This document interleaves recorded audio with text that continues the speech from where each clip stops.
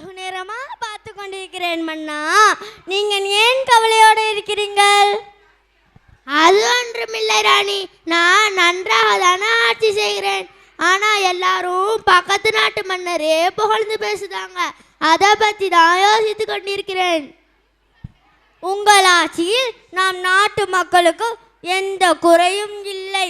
ஆனால் என்ன ராணி ஆனால் என்று இருக்கிறீங்க?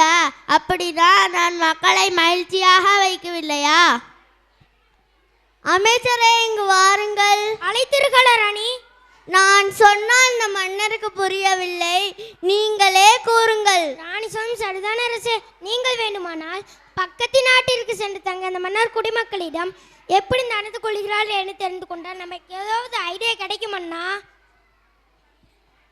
அமைச்சரே, நீங்கள் சொல்வதும் சரிதான். நாளைக்கே புறப்படுகிறேன். ராணி அவர்களுக்கு தெரிவித்து விடு. ஆகட்டும் மன்னா. அமைச்சரே, ஒற்றன் மூலமாக தகவலே சொல்லிவிடுங்கள். ஆகட்டும் ராணி, இதோ பக்கத்து நாட்டு மன்னர் வந்திருக்கிறார். அப்படியா? வர சொல்லுங்கள் அமைச்சரே.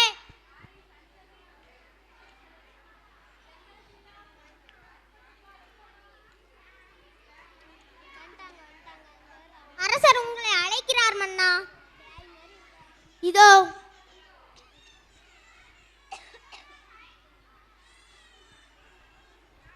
அரசே, உங்களுக்கு பழம் கொண்டு வந்திருக்கிறோம். மிக்க நன்றி மன்னா. அமைச்சரே வாருங்கள். அமைச்சரே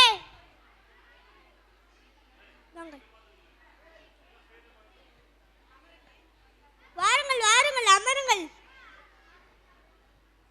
நலம்தானா? தங்கள் நாட்டு மக்கள் நலமுடன் உள்ளனரா? அனைவரும் நலமே. நீங்கள் நலம்தானா? என்ன மன்னா, எங்கேயோ புறப்படுத மாதிரி இருக்கு. ஆம், நீங்கள் சற்று ஓய்விடுங்கள், நான் சென்று வருகிறேன். மன்னா, நான் இங்கு சும்மா தானே இருக்கிறேன். நானும் உங்களுடன் வருகிறேன். அப்படியா? ரொம்ப மகிழ்ச்சி, வாருங்கள் செல்வோம்.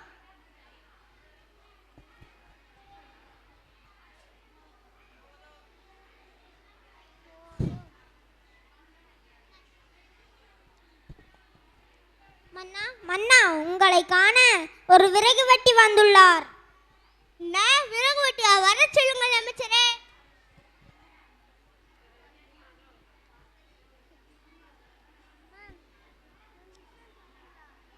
அடடா, நாம் இதைத்தானே எதிர்பார்த்தோம். என்ன நடக்கென்று பார்ப்போம். என்ன வேண்டும்? அரசே, நான் உங்களிடம் ஒரு சந்தேகம் கேட்க வந்துள்ளேன். கோவப்பட மாட்டீர்களே? சரி சரி, கோவப்பட்டாலும் பரவாயில்ல. ஏன் குறை நான் தானே சொல்லணும். என்ன ஆச்சுல?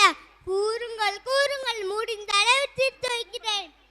அரசே, எங்களே போன்றவர்களை நீங்க கண்டுகொள்வதே கிடையாது. எங்களே போன்றவர்களுக்கு தினமும் 2 ரூபாய் கூலி கொடுக்கிறீர்கள். ஆனால் உங்க அரண்மனையில் பணிபுரியும் அமைச்சருக்கு மட்டும் மாதம் 1000 ரூபாய் கொடுக்கிறீங்க. இது என்ன வேணும்? இதுதான் உங்க ஆட்சி முறையா? எங்களுக்கு கூலி வேணும். கொஞ்சம் பொறுப்பா, உன் சந்தேகத்தை இப்பவே தீர்த்து வைக்கிறேன். அமைச்சரே, இங்கு வாருங்கள். நீங்களும் இந்த விறகுவட்டியும் சேர்ந்து வெளியே ஏதாவது வண்டி செல்கிறதா பார்த்து வாருங்கள். உத்தரவு மன்னா.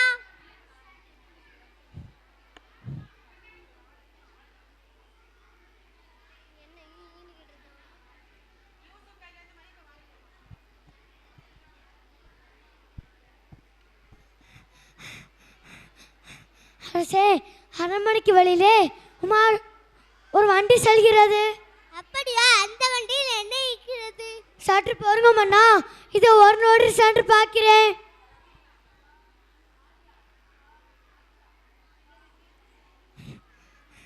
அரசே, வண்டியில் நெல் மூட்டைகள் உள்ளன. அப்படியா? அந்த வண்டி எந்த ஊரிலிருந்து வருகிறது? ஐயோ, இதை கேட்கலையே. அடடா, இதை கேட்க மாட்டேனே. இதோ போய் பார்த்து வரேன். விறகுவட்டி, சற்று பொறுங்கள். நீங்க எங்கேயுமே போக வேணாம். அமைச்சரே, இங்கு வாருங்கள். அழைத்தீர்களா அரசே? அங்க என்ன பார்த்தீர்கள்? நீங்களே கூறுங்கள். மன்னா, அரண்மனைக்கு வெளியே 30 நெல் மூட்டைகளை ஏற்றியுள்ள வண்டி ஒன்று வளவனூரில் வண்டியில் ஒண்டியோட்டியும் அவரது 10 வயது மகனும் உள்ளனர். விறகு வெட்டு இப்போ புரிகிறதா? அமைச்சருக்கு ஏன் கூலி அதிகம் என்று? அரசே, என்னை அழுத்தி விடுங்கள். அமைச்சரின் அறிவை எண்ணி வியக்கிறேன். அவர் திறமைக்கு ஏற்ப கூலி கொடுப்பதா நியாயம் என்பது புரிந்து கொண்டேன். விறகு வெட்டிய நீங்கள் செல்லலாம். நான் கூட இந்த மன்னருக்கு எப்படி இவ்வளோ பேரும் புகழும் கிடைத்தது என்று பொறாமை கொண்டேன். நீ நானும் என் மக்களிடம் நல்ல முறையில் நடந்து கொள்வேன். இப்ப புரியுதா மன்னா? நன்றாக புரிந்து கொண்டேன். வாருங்கள் செல்வோம். சரி அரசே, நாங்கள் புறப்படுகிறோம். ஆகட்டும் மன்னா.